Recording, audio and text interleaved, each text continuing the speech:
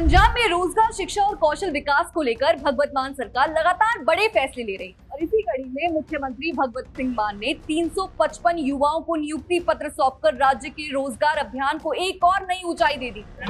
ਵੱਖ-ਵੱਖ ਵਿਭਾਗਾਂ ਦੇ 355 ਜਿਹੜੇ ਨੌਜਵਾਨ ਮੁੰਡੇ ਕੁੜੀਆਂ ਉਹਨਾਂ ਨੂੰ ਨਿਯੁਕਤੀ ਪੱਤਰ ਦਿੱਤੇ ਨੇ।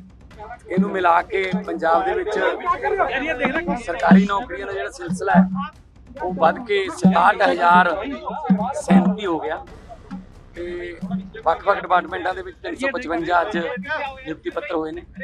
ਪੰਜਾਬ ਸਰਕਾਰ ਵੱਲੋਂ ਆਉਣ ਵਾਲੇ ਦਿਨਾਂ ਦੇ ਵਿੱਚ ਵੀ ਹੋਰ ਬਹੁਤ ਸਾਰੀਆਂ ਨੌਕਰੀਆਂ ਜਿਹੜੀਆਂ ਨੇ ਉਹ ਨੌਜਵਾਨ ਮੁੰਡੇ ਕੁੜੀਆਂ ਨੂੰ ਦਿੱਤੀਆਂ ਜਾਣਗੀਆਂ, ਮੈਰਿਟ ਦੇ ਆਧਾਰ ਤੇ ਦਿੱਤੀਆਂ ਜਾਣਗੀਆਂ।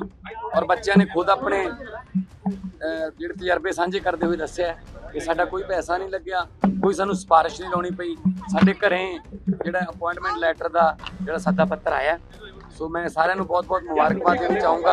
पंजाब ਜਿਹੜਾ ਉਹ नौकरियों के मामले में भी बहुत अगे बुलंदा बन गया। और इसी के साथ ही मार्च 2022 में सरकार बनने के बाद ये सब अब तक का पंजाब में कुल 38,000 सरकारी नौकरियां दी जा चुकी है। तो मुख्यमंत्री का कहना है कि ये केवल एक आंकड़ा नहीं बल्कि उन हजारों परिवारों के सपने को पूरा करने की कोशिश है जिन्होंने वर्षों तक सरकारी नौकरी के लिए संघर्ष किया। सरकार का दावा है कि इन सभी नियुक्तियों में केवल योग्यता को आधार बनाया गया है और किसी भी उम्मीदवार को राजनीतिक सिफारिश, रिश्वत या प्रभाव के जरिए नौकरी नहीं दी गई। मुख्यमंत्री भगवत मान ने कहा कि देश के कई हिस्सों में भर्ती परीक्षाओं, पेपर लीक की घटनाओं ने युवाओं के भरोसे को कमजोर किया। नीट जैसी परीक्षाओं को लेकर उठे विवादों का जिक्र करते हुए उन्होंने कहा कि 2017 में अब तक देश में दर्जनों पेपर लीक की घटनाएं सामने आ चुकी हैं, लेकिन पंजाब में उनकी सरकार बनने के बाद से अब तक एक भी पेपर लीक का मामला सामने नहीं आया है। और रोजगार के साथ साथ सरकार युवाओं को भविष्य के लिए तैयार करने पर भी जोर दे रही।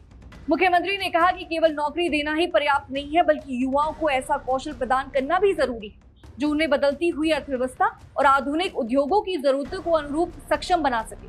और इसी सोच के तहत पंजाब में 25 नई औद्योगिक प्रशिक्षण संस्थाएं यानी ITI स्थापित की जा रही है कि 13 मौजूदा ITI को आधुनिक सुविधाओं और बेहतर बुनियादी ढांचे के साथ अपग्रेड भी किया जा रहा है। सरकार का मानना है कि तकनीकी शिक्षा और कौशल विकास के क्षेत्र में किया गया निवेश आने वाले वर्षों में पंजाब के युवाओं को रोजगार के अधिक अवसर प्रदान करेगा। तकनीकी शिक्षा को मजबूत बनाने के लिए भी राज्य सरकार ने सरकारी पॉलिटेक्निकल कॉलेजों के आधुनिकीकरण पर भी विशेष ध्यान दिया है।